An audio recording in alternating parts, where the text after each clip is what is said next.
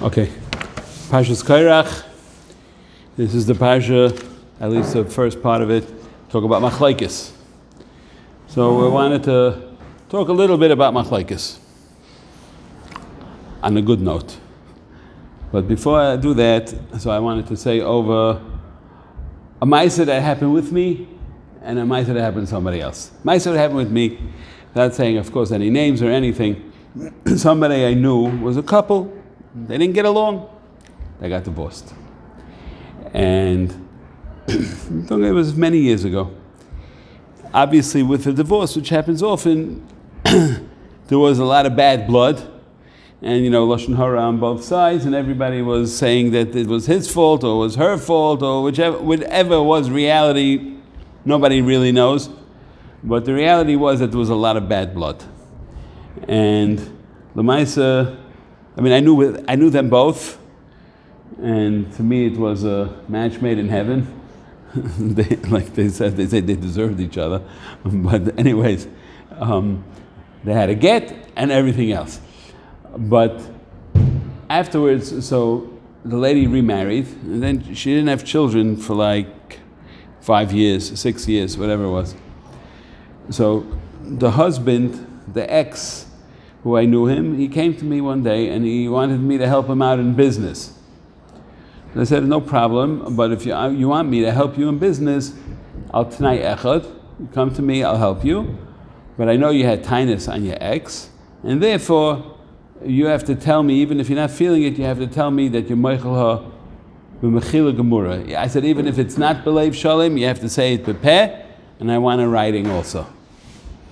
So it took a while to get it. The guy said, I don't feel it and I don't really want to do it. I said, listen, you want me to help you? I'll help you whatever you want. That's my deal.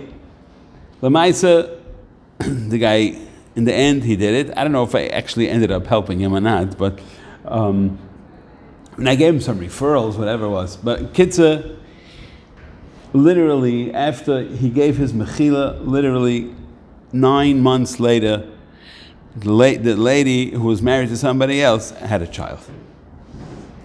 Showing you how tainus is not just something that's over here in this world, it has big sharashim lamaila.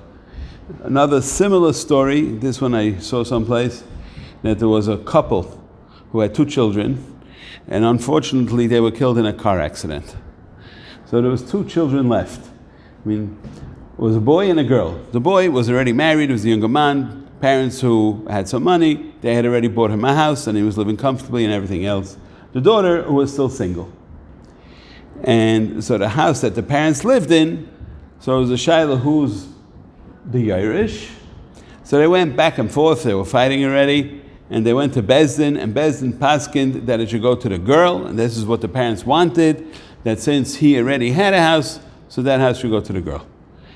And the son says, I'm the only son, I'm the Irish, it should come to me, and he was not mevater at all. The Ma'aseh Bezin paskin, so the girl got the house, but the son had major tainus, and he cut off all relations with her, and they had nothing to do with each other, major Maxlokos. To make the story, the son eventually moved to Eretz Yisrael, but unfortunately he had no children. And so he moved to Eretz Yisrael, he was a Talmud Chacham, he opened a yeshiva, he had a very big, wonderful yeshiva, but unfortunately he had no children. And he got many bachrim that came from Chutz La'aretz, and there was one bachur who was a big mitzuyin who came to the yeshiva, so he got close to this bachur, he felt he was one of the best bachrim in the yeshiva, but the bachur got very sick. So he had a high fever and everything else, and the yeshiva was metapel to him. Normally he didn't do these things, but this boy was very sick, and he was from the chashuv bachrim in the place, so he was very busy with him. And happened was then the kid was mamish very sick, so he sent the kid to the hospital because it was coming to a point of zakanos nefashos, and he called the boy's parents, or whoever it was, the father who was able to come. He said, you better come here, your son is mamish b'sakana. He needs somebody to be on top of his care and so forth. So the father came, so he was schmoozing with his Rosh Hashiva, And they were saying, he asked him, Stamazai, he said, who's your relative and so forth. So the guy said, unfortunately, my shver and shviga were killed in a car accident. And they married, there's no family, there's no brother, it's just this girl is a bas yechida, nobody else in the family. And this is all we have. Through the conversations came out that they found out that this was a shvaga to this Rosh Hashiva, and they came to enjoy each other and like each other. And they figured out that his wife was really the Rosh Hashiva's sister, and even though they didn't speak in 20 years, but now that they realized that they're both really good people and they had an old machlokes and they separated their ways, so they decided they're going to get back together. And as soon as they decided that, the boy had a refuah shalema, and then this Rosh Hashiva also had children, and everything that came out. Point of these two stories are that machlokes is not just the sinner that the two sides feel towards each other, but it has major repercussions upstairs. When Rabbeinu Shalom created the world, so he created opposites, zeh u'mazeh. And we spoke about this topic once before, but the zeh u'mazeh was in a way that although they're opposites, but they can't be opposites in the sense that they're pagim each other, that they have to live b'shalom. So how did Rabbeinu Shalom do it? He created it b'teretz a maskala. A maskala, as we said, is kaf maznayim, right? And lashon be'emtza, right? So there's three parts to it. There's the two sides, the din and the schus, and then there's kaf maznayim be'emtza. So that is, so to speak, whenever there's a third part to it, then avoids machlokes. We say yovei kaf hashlishi v'yachriya beinayim. Every time there's two opposites, you have to have a kaf hashlishi yachriya beinayim. You see also a few rayas that you see in the Bria that he made everything like that. You have 3 psukim in Parshas B'Shalach, Vayisa, Vayove, Vayet, right? And each one has 72 isiyas in it. So each one has, you take one ice from each pasuk, and then those 3 isiyas from each pasuk, which is a Saif Taich Reish, which stands for Seiser, which we know what the shemis are, exactly the cheshbon, how we get to them, not exactly sure, but just we know what they are. So these shemis are made dafka with 3 isiyas, a combination of 3 to have the 2 plus the 1. You see also in the Aleph Beis, it works the same way. You know, there's a thing called Ik Bechar Gal Shtomas. So seemingly, what is that? That's the 3 combinations. You have the 1, the 10, the 100, right? And then you have that's the Aleph Yud Kuf, and then is the Bechar, is the Beis Chav Reish. And then you have the Gimel, which is the Gimel Lamed Shin, and then you have the Dalet, which is Dalet Mem Taf. So seemingly that's where it ends. But really, as you know, there's not 22 ICS in the Aleph Beis, there's 27 ICS with the Mantzbach, right? So how does that work out? So if you take the Hey, because the Endechaf is what? The Endechaf is 500. So you have the Hey, the Nun, and then the Endechaf, which is the 500, so it's weiter 3. And then you have in the Vav, Samach, right? And then you have the Endemem, which is 600. So it's 3.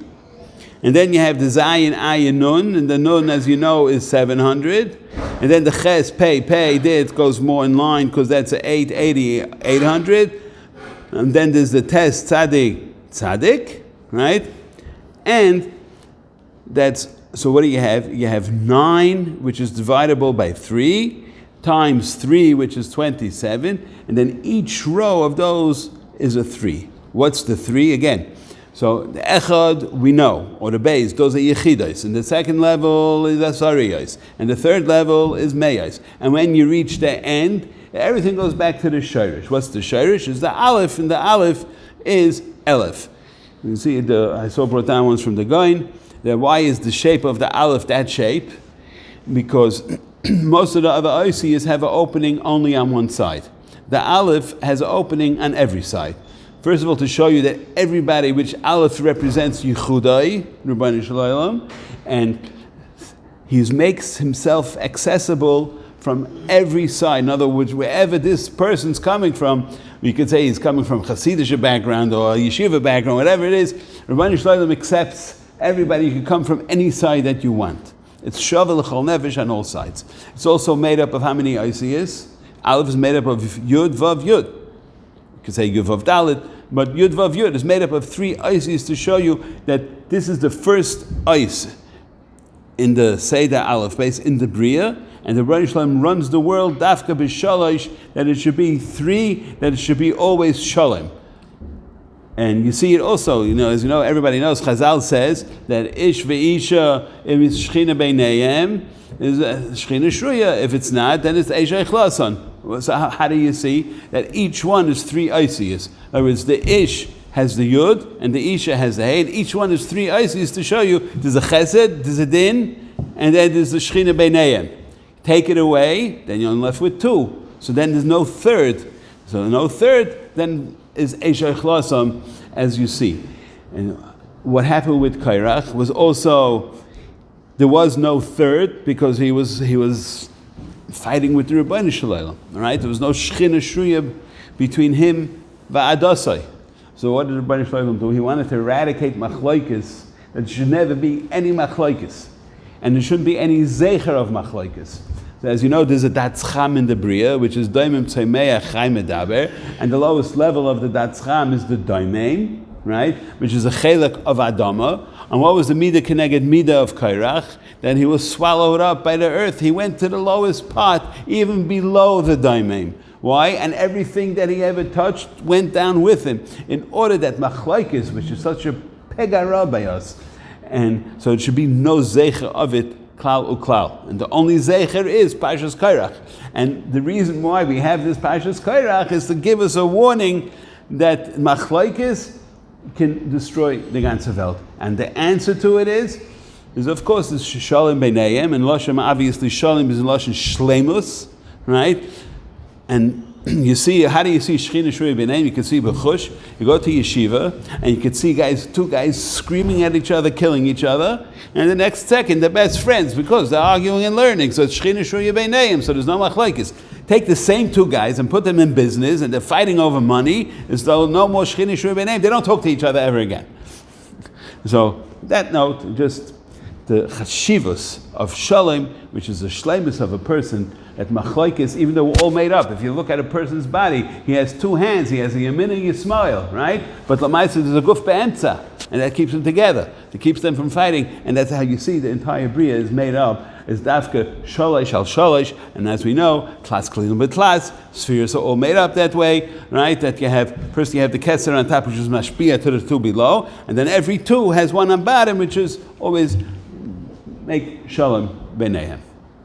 On that note, we should all be zeiche to complete shleimus and shalom.